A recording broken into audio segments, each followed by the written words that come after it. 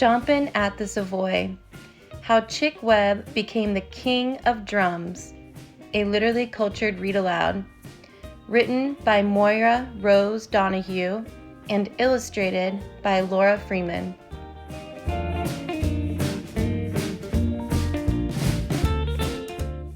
To young William Henry Chick Webb, all the world was a drum.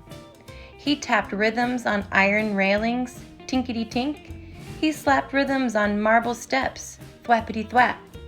He banged rhythms on garbage cans, boomity-boom. And years later, on May 11th, 1937, he hammered them on his sparkly drum set at Harlem's Savoy Ballroom in the biggest band battle of the century.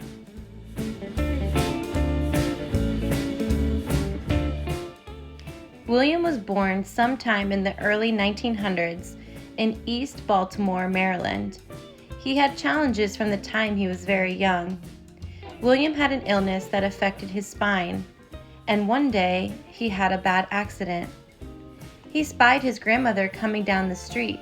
He raced down the stairs to see her and lost his footing. Whomp! He fell hard.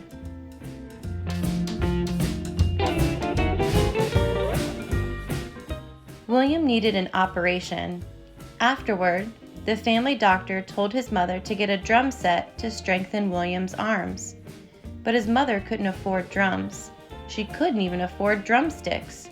So William made his own drumsticks. He pounded sounds on pots and pans, on floorboards and washboards. Clangety-clang, scritchety-scratch.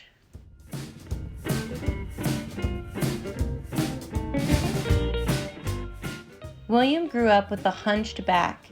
Kids called him Chicken because of the way he walked. Before long, his nickname became Chick. He used it all his life.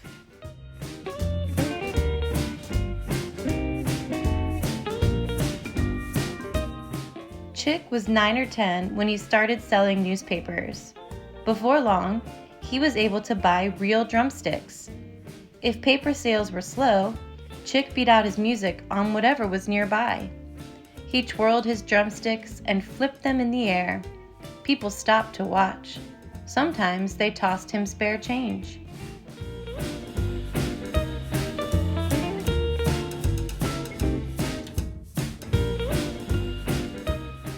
Chick saved his money and bought a drum set. Now Chick could bang on the bass drum, crash the cymbals, and rattle the snare. Digga, digga, digga, digga. Chick stopped growing at 4 feet 1 inch, about the height of an 8-year-old boy.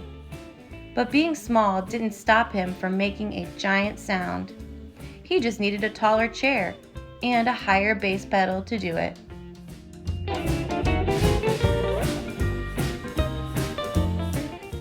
Jazz music started in New Orleans, Louisiana. Soon, jazz bands were jamming all over the country. Chick was still a teenager when he was hired to play drums in a few bands.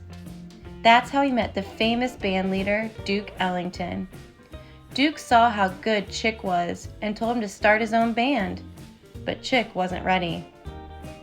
Then, in the late 1920s, musicians started playing a new kind of jazz music, a hotter music with a strong beat that made people want to dance. This new music was called swing. Chick had never had music lessons and he couldn't read music, but he memorized quickly and he practiced a lot, and his heart beat in swing time.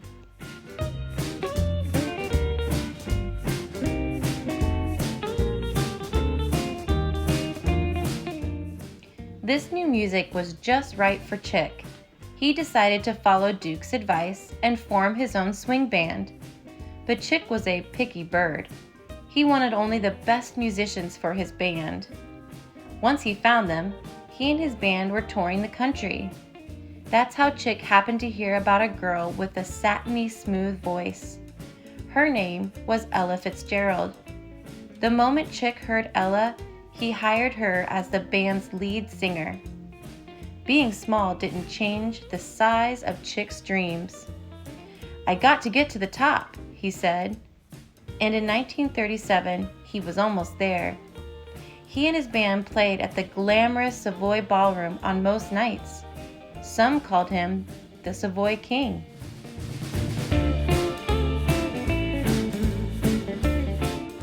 Black musicians, like Chick and his band, were allowed to play at white clubs, but black people weren't allowed to dance at white clubs. The Savoy was different. Everyone was welcome there. Black and white people who loved music tapped their toes together. Working class people and movie stars danced alongside one another. People jumped and jived to new dances all night long. At the Savoy, the swinging never stopped.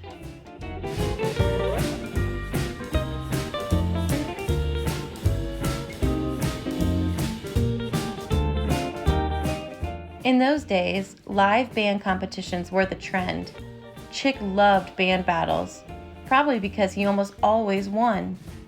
But in February 1937, the Little King lost to Duke Ellington.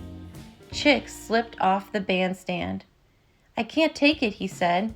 "This is the first time we've ever really been washed out." But Chick didn't let that stop him. Benny Goodman's band was the biggest of the big bands, #1 in the country. At over 6 feet tall, Benny was known as the King of Swing. 4 foot 1 inch tall Chick challenged him to a battle of the bands.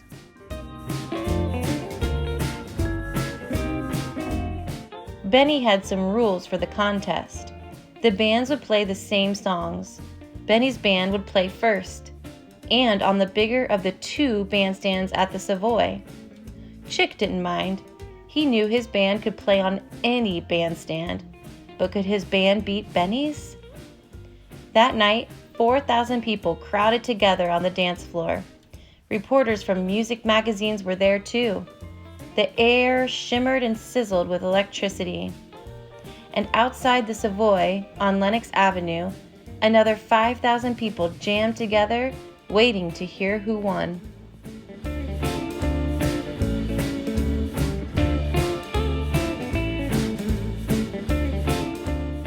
Backstage, Chick called his band together. They towered over him, but he looked each band member in the eye. "I don't want nobody to miss." Benny's musicians took their places. They wore dark tuxedos. The crowd pressed close to Benny's bandstand. Benny raised his instrument to his mouth. His clarinet crooned sweetly. The crowd swayed.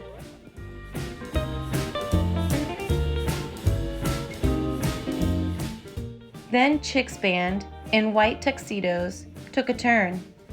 Chick sat behind his sparkly drum set and held his drumsticks over the snare drum, which was decorated with chicks. He pounded his sticks. It was the same song, but hotter and faster, swingier. The audience bounced with the beat.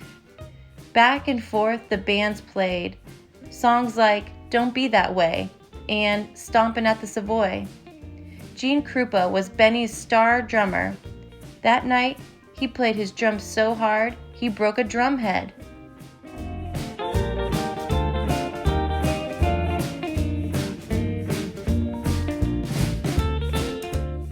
Finally, Chick's band played Jam Session.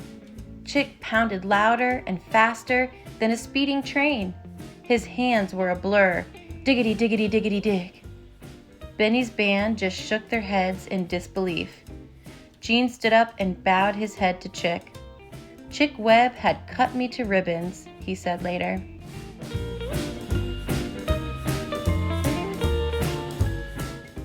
Everyone there knew that Chick had won. Even the 2 rival music magazines gave the win to Chick, and they gave Chick a new nickname. From that night on, he would be known as the King of Drums.